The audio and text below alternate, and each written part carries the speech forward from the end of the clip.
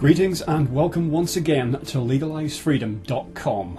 My name's Greg Moffat and my guest today is Scott Tipps, President of the National Health Federation.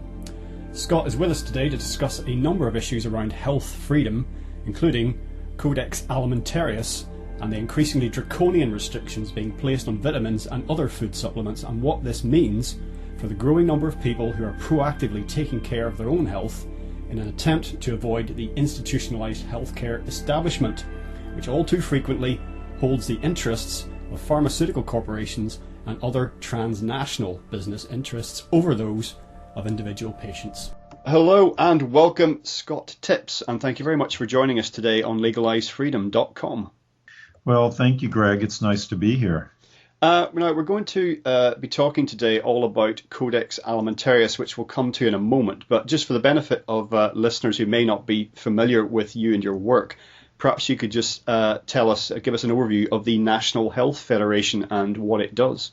Well, the National Health Federation is an American-based but international health freedom organization. In fact, we're the oldest health freedom organization in the world, having been founded in 1955.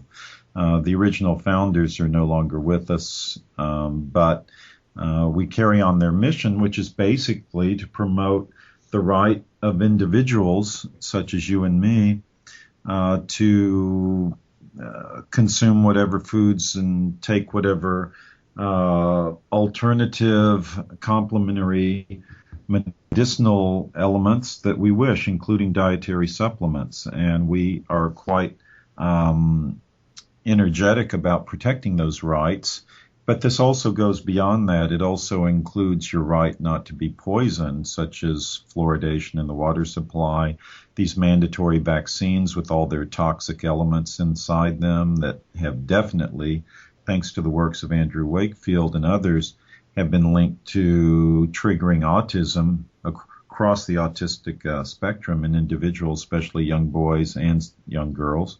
And that's what we do. We're the only health freedom organization to have a seat at the Codex Alimentarius table, which means that in this international body that is establishing, sort of in the dark corners of the world, is establishing international food rules and regulations, standards and guidelines they call them, but they get adopted into rules and regulations by the national state members of Codex. We're the only health freedom voice really that's there. I mean, we have others who will occasionally come on board and fight our fight with us, but we're the only ones that are consistently there for health freedom, whether it's your right to consume high-potency vitamin and mineral supplements, or it's your right not to have a veterinary drug like ractopamine in the meat that you consume that will then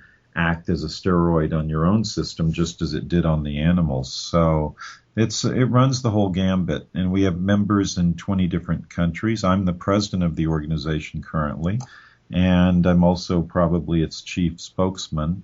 And in that respect, I travel around the world and give speeches and write articles and the like. Well, a lot of people will, of course, be aware that, government regulation gets into virtually all areas of our life, but that with regards to food safety and issues like, vitamins and supplements, that government regulation and, also at an EU level, European Union level, I should say, for those of us living in the UK and Europe, has kind of gone from being sort of benign oversight, making sure that food providers and supplement manufacturers and what have you sort of behave themselves. It's kind of crossed over. It's gone far beyond that now, to the point where it's starting to impose restrictions that are actually basically delivering results that are opposite to what the original intention behind the legislation was. So to address that issue, perhaps you could give us Codex Alimentarius in a nutshell and what that whole process is about, how it started, how it developed, and where it is now. I'd be happy to, Greg. And basically, Codex Alimentarius is just Latin for food code. So keep in mind, of course, as you know, that it only deals with food, but there are spillover effects because a lot of people, follow the old caution that let food be your medicine. So necessarily by creating standards and guidelines for foods, Codex does have an effect on medicines, even though it directly does not.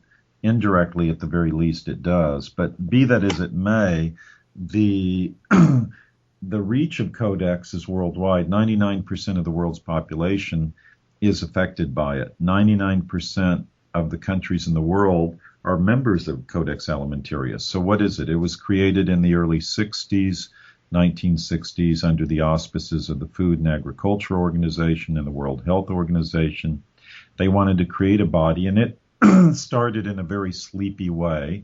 No one paid much attention to it, starting with creating standards from anything from honeys and vegetables to natural mineral waters, food labeling, and the like. And early on, it realized it couldn't do all the work itself. This body was composed of its country members, just a few at that stage, and they would meet alternately in Rome, the headquarters of the FAO, or in Geneva, the headquarters of the WHO, and that still continues to this day. But what has expanded from Codex is that it's given birth to a number of committees, almost 27 at this stage, that specialize in certain food areas. Some of those I've already mentioned, such as natural mineral waters, and these committees are hosted by member states, like natural mineral waters is hosted by Switzerland, Germany hosts the Nutrition Committee, Canada hosts the food labeling, the United States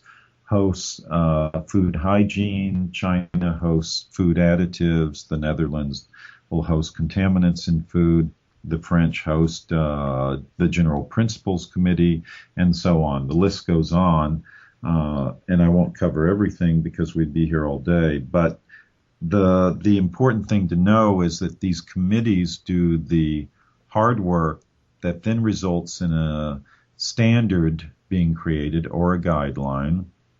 And the difference is a guideline is sort of the broad strokes parameters of what the food or the principles that govern the food standard. The standards give the hard numbers.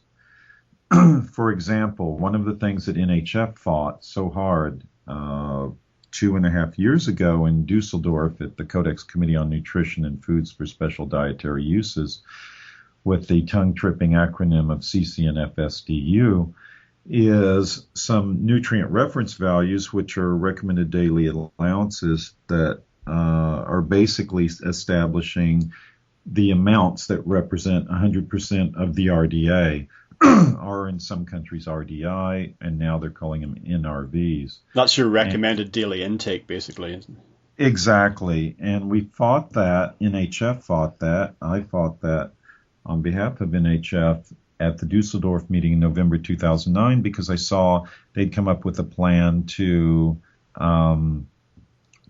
diminish the amount. For example, the already low NRV or RDI for vitamin C was 60 milligrams. Well, you smoke one cigarette and you destroy 60 milligrams.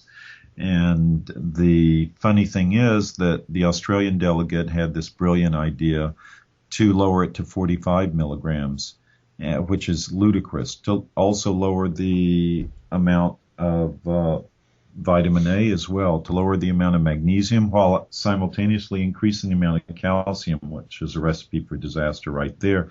Those are twin minerals. Most people get too much calcium, too little magnesium. They wanted to continue that sort of mismatch in proportions. Lower a number of other things, interestingly enough, not lower fluoride. And the only thing they were really increasing besides calcium was the folate. Just barely, but at the other B complex vitamins to lower them all. So this is ridiculous. Most people aren't getting enough anyway. Now, to people like you or me, or maybe most of the people listening to this, it wouldn't matter because we already know that 60 milligrams is not enough. We want several grams a day. And so it's meaningless to us because we'll just disregard the percent NRV. But to the vast bulk of the population, this is critical because they go out and they don't know the numbers. They don't know that 60 milligrams is nothing. So to them, they see, oh, yeah, I'm drinking this orange juice and I'm getting 100% of my RDI or NRV. Let's go party.